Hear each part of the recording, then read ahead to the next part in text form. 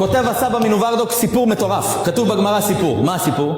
היה יהודי קודש קודשים, לפני 1700 שנים בערך, 600-800 שנים, אמורא קדוש, קראו לו רבה. זה האדם הזה היה מחיה מתים. הוא כתוב עשרות מאות פעמים בגמרות. רבה. הוא היה מטורף בתורה, עיון מטורף, מחיה מתים. רבה היה גם גבאי צדקה, עוזר לעניים באוכל. יום אחד, מקיש לו בדלת, איזה עני. פותח את הדלת, כן, הוא איזה עני, בגדים קרועים, שלום כבוד הרב. כן, שלום, אני יכול אוכל?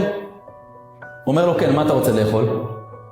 אתה יודע, אני בדרך כלל, מה לאכול? סנדוויץ', חביתה, אני לא יודע, משהו, אתה יודע, איזה קורסון, איזה בורקס, תן לי משהו, הבטן, גבינה צהובה.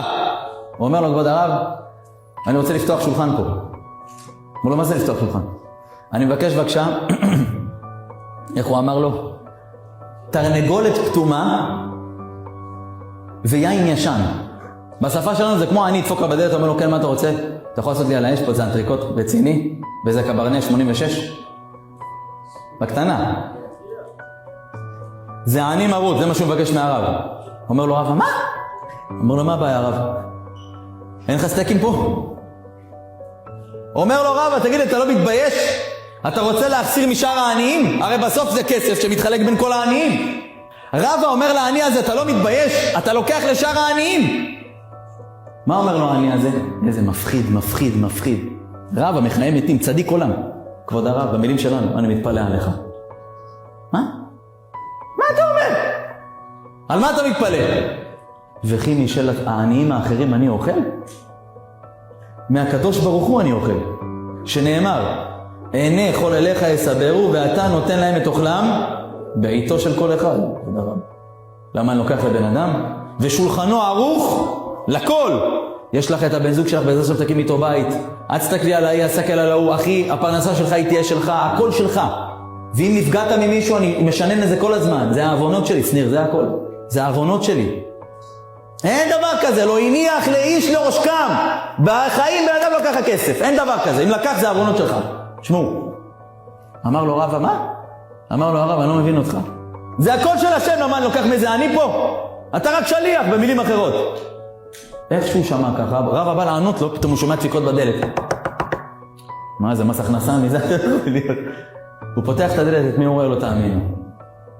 אחותו של רבא מגיעה מאמריקה. אתה יודע מאמריקה. אחותו של רבא לא ראתה אותו 13 שנים.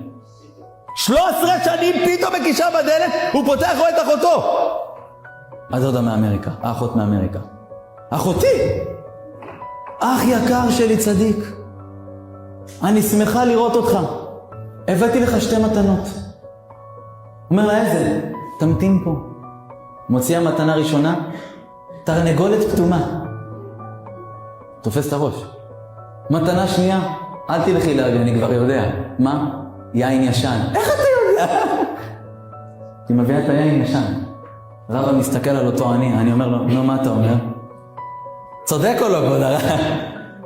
אמר לו הרב, לך תאכל ותשתה זה שלך. הגיע מקצה העולם הבקשה שהוא ביקש. אתם יודעים למה?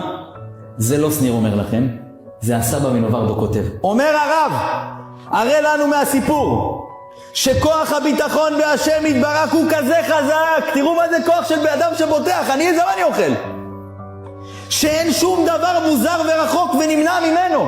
השם יגלגל עולמות, יביא לך טיסה, מטוס פרטית, האחות של הרב 13 שנים, בום. אומר הרב, עד שמי שבוטח בקדוש ברוך הוא, ברור לו שלא מחויב לחיות חיי הסתפקות, אלא יכול לחיות ולהשיג מחייתו לפי הרגלו וטבעו. לא פזרנות, אבל אתה בן של מלך, למה תחיה בהסתפקות אחי? לא, תחיה בהרווחה. תפסיק לפחד על השקלים שלך. לא, אם אני אוציא כסף לא לי מחר, ואיך אני אתחתן ואיך אני אעשה. תאכל תשתה אחי. מי נתן לך את הכסף היום? ייתן לך גם מחר. מי שמשפיע עלייך היום ישפיע גם מחר. יש אנשים באים לסופר, רואים 10 שקלים וחצי. אתם יודעים מה הם עושים? מה זה? בסופר של ליד הבית זה 10 שקלים. הם הולכים עוזבים את הסופר. רבנו אחי, תגיד לי, אתה הבן של מלך מלכה, זה ההתעסקות שלך, חצי שקל? אוי ואבוי, אומר הרב, תשמעו מה הוא אומר. יחי לא מחויב לחיות חיי הסתפקות, אלא יחיה לפי הרגלו וטבעו, ואם הוא מורגל בסטייק ויין ישן, הוא ישיג את זה בדרך הביטחון. אני רגיל לאכול ככה, כבוד הרב, מה אתה רוצה? אתה תביא לי את זה. אתה צודק.